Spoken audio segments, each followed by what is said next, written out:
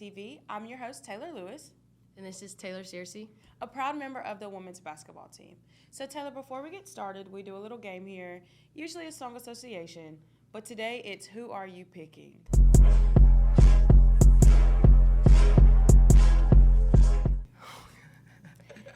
So, I'm going to ask you 5 questions. Okay. Your teammates and coach may call you after this. Oh, God. Okay. So, which teammate would you pick if you were stranded on a deserted island? Who would you pick to take with you to survive? Probably Tamaya, because she would find a way to make everything perfect and make it a comfortable environment. So Tamaya. Okay. You pick any coach, any teammate. Who are you picking to be late to an event with? Who can you guarantee is going to be late? Taisha Reed. Wow. Personal experience. Okay. You have to call one teammate or coach. If they do not answer, you get $1 million. Who are you calling? Anybody but Coach D. Okay. Which coach would you pick to dress you for an event? Ooh. Probably Coach F. I just feel like Coach F would know my style and know what to put me in. How would Coach D feel about that? Because she's dressed to the tens every game. You know, she can worry about herself. Which teammate are you picking to oversleep practice? None of them were on time. Every time? Yep. Never issues? Nope. You sure? Next question. Okay, well, we are all out of questions for that game. You did really good. I'm sure Tamaya will appreciate. Everybody else probably not so much. Yeah. But while we're here, how did you get started playing basketball? I think I started maybe in 5th grade. My mom played. She won a national championship at the NAIA level, and I just kind of looked up to that. So I started playing Y-ball, and I kind of wanted to take it more serious, and here we are. I don't know. AAU basketball got me here. I had a tournament in Atlanta, and then Coach D saw me play, and I came on a visit Valdosta State. I'm like, I live in Lincoln, Nebraska. What the heck is Valdosta State? What is Georgia? And so I came on a visit here, and just the atmosphere, the family environment, the competitiveness of the team, like, there was nowhere else I could picture myself going. So when you first got here, was it a culture shock? It definitely was. I just say Lincoln and just Nebraska in general is so different. I don't even know how to explain it, but it definitely was. But I like this a lot better. It's a lot more diverse and just a lot of people with different perspectives, and I really appreciate like learning and hearing about people's experiences and things like that. So I know that you brought up seeing Coach D and her convincing you. I know she had to have done something to get you to come from Nebraska to Valdosta. What does Coach D mean to you? She means a lot. She's honestly like a kind of like a mother figure and also just a mentor. That the first phone call I ever had with her was 2 hours long. I was like, this is definitely someone I could trust being 18 hours away from home. And she's been there for me on and off the court, and I think my teammates can attest to the same thing. And just having a coach that really cares about you like that, it means a lot. Do you ever get homesick? I do. Oh my gosh.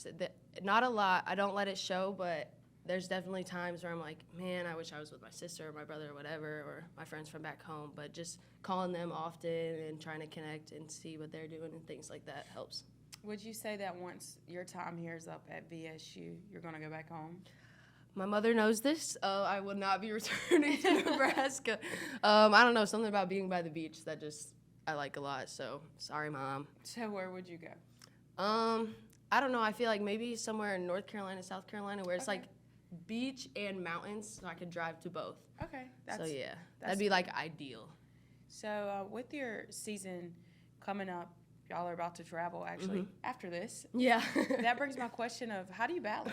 How are you able to fit athletics, schoolwork, personal life, stuff like this? How are you able to fit this into your schedule? Because being an athlete is not just between certain hours of the day. Right. It's all day. Yeah. Counting your recovery, counting team bonding. How do you manage that? It's like a job that never really stops. I think one of the biggest things for me, obviously scheduling out almost every hour of the day, but just journaling and trying to stay present in the day. And not stressing too much about practice or weights or my body's hurting, just trying to be in the moment and make the most of everything that's going on. Okay. And what is your short-term goal for this season? Because, you know, everybody has a short-term, long-term. What is your personal goal? What is it? Because you just got all preseason. So that was pretty, that's actually really good. Love the graphic that they did for you. Shout out Coach D. Yeah, that was really good. How does that, with that, how does that pressure, what is your short-term goal? Well, a reflection of a preseason all-conference, I think that's also a great reflection of our team, just that we're a competitive team. I think there could be multiple people on our team that could have that title, that preseason all-conference.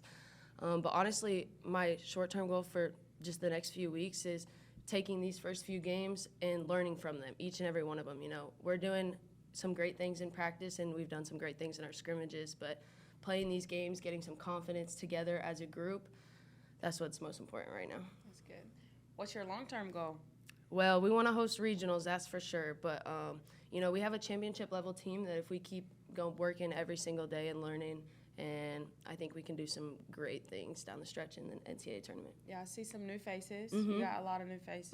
And we do. How was that coming in and y'all are practicing together, getting to know each other, you know, the Australians, the culture bearers. So how does that? How are y'all adapting, adjusting, getting to know each other? How's that going? The returnees, we had a meeting at the beginning of the year just kind of talking like, hey, we've got a lot of newcomers coming in.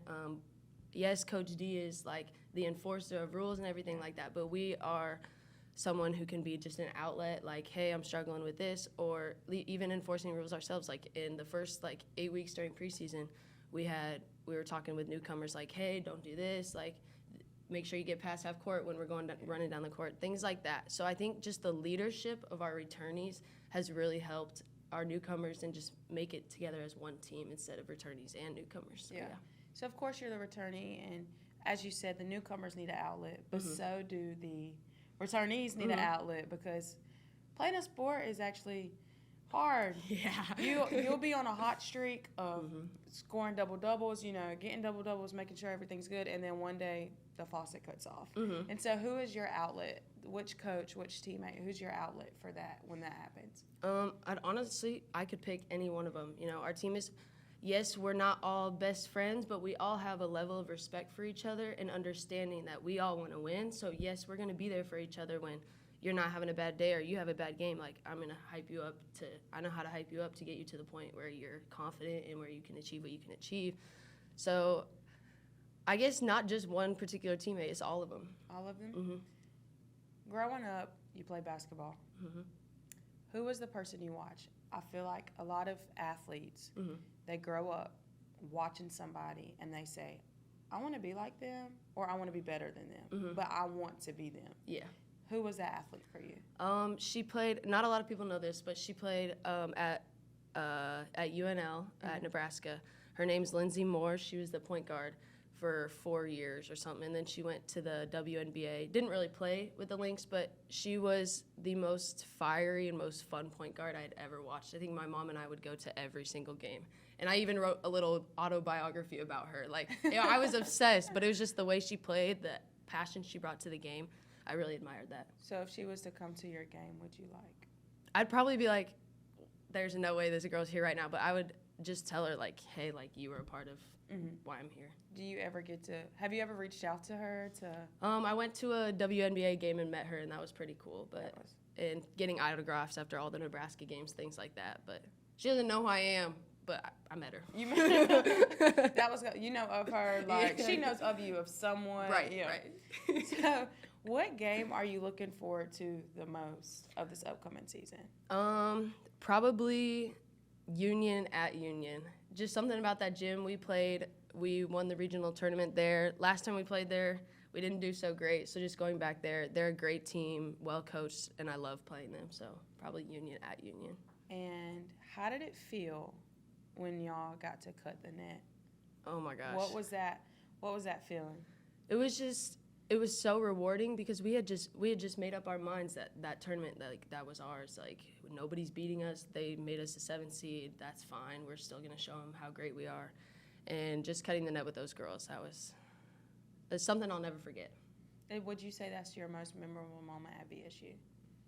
Yeah, probably. Yeah. And what's your most memorable moment as an athlete in general? What could you say? I'm going to tell my kids about this. I know we talked about cutting the net at VSU, but you're going to be like, I did this, my team did this. What is that moment for you? Honestly, I can't really pick one. Probably that regional tournament, and just probably before the feeling we felt before the regional tournament. Just I've never been so determined and on the same page with a group of people, and that's probably something I'll tell my kids, like, hey, like, this is what it takes kind of thing. Yeah. So maybe something like that. That's good. So I know I asked you for your short-term goal, but what is it when you step on the court? What is that goal?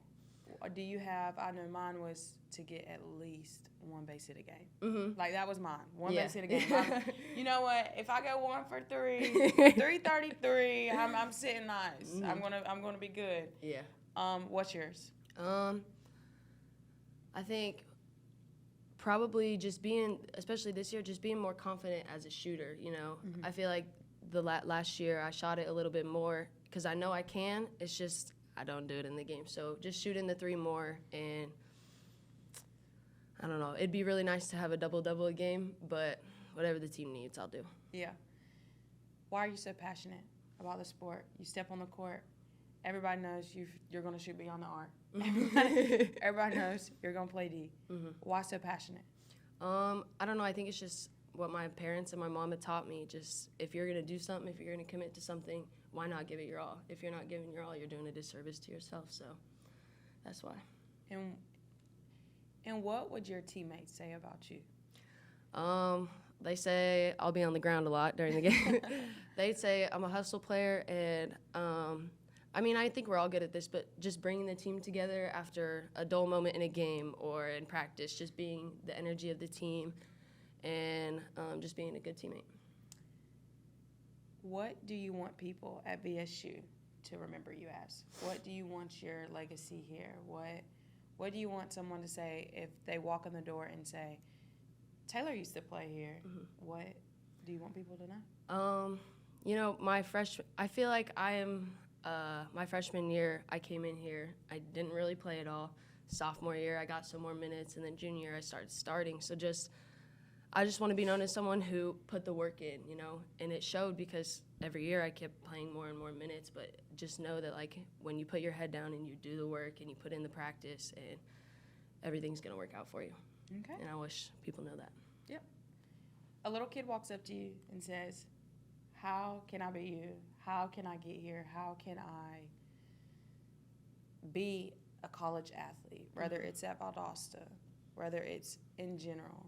What do you tell them? Whether it's basketball, softball, any sport, just you got to truly love it, because if you're practicing and you're working hard and you're like, oh, I don't want to be here today, whatever, there's days you're not going to want to be there, but your love for the game is what's going to set you through and what's going to get you through everything that you're going to go through. So I feel like the most important thing is just tell them to love what they're doing. And what would you tell yourself as a kid? I would tell myself that there's going to be obstacles that you didn't even know were going to come, but you're going to get over them. You're going to feel like you can't, but you're going to, and it's all going to be all right. Okay. Is there anything that you would like the world to know about you? This revenge tour is about to go crazy. Shout out VSU Lady Blazer basketball.